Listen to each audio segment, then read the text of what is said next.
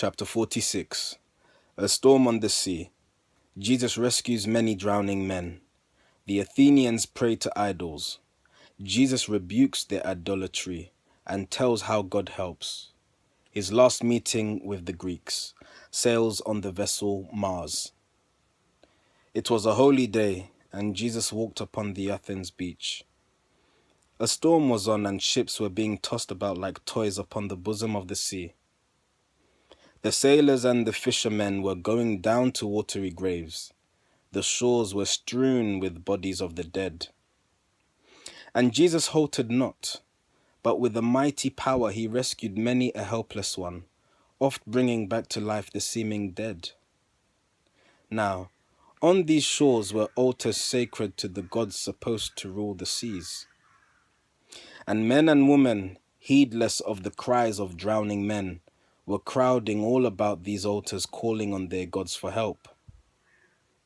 At length the storm was done, and all the sea was calm, and men could think again.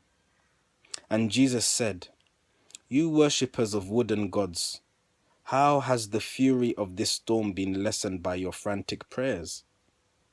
Where is the strength of these poor, weather-beaten gods with painted swords and crowns?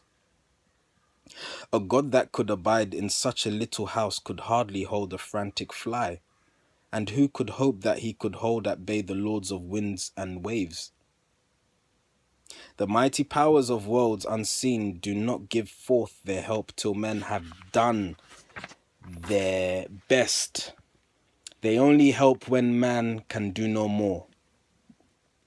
And you have agonized and prayed around these shrines, and let men sink to death who might have been, by your assistance, saved.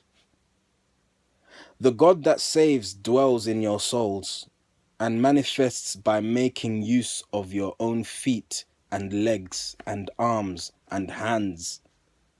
Strength never comes through idleness, nor through waiting for another one to bear your loads, or do the work that you are called to do. But when you do your best to bear your loads and do your work, you offer unto God a sacrifice well-pleasing in his sight. And then the Holy One breathes deep upon your glowing sacrificial coals and makes them blaze aloft to fill your souls with light and strength and helpfulness. The most efficient prayer that men can offer to a God of any kind is helpfulness to those in need of help. For what you do for other men, the Holy One will do for you. And thus God helps. His work in Greece was done, and Jesus must go on his way to Egypt in the south. Apollo, with the highest masters of the land and many people from the varied walks of life, stood on the shore to see the Hebrew sage depart. And Jesus said, "The Son of Man has been in many lands, has stood in temples of a multitude of foreign gods, has preached the gospel of goodwill and peace on earth to many people, tribes, and tongues, has been received with favor in a multitude of homes.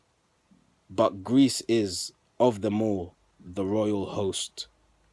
The breadth of Grecian thought, the depth of her philosophy, the height of her unselfish aspirations have well fitted her to be the champion of the cause of human liberty and right.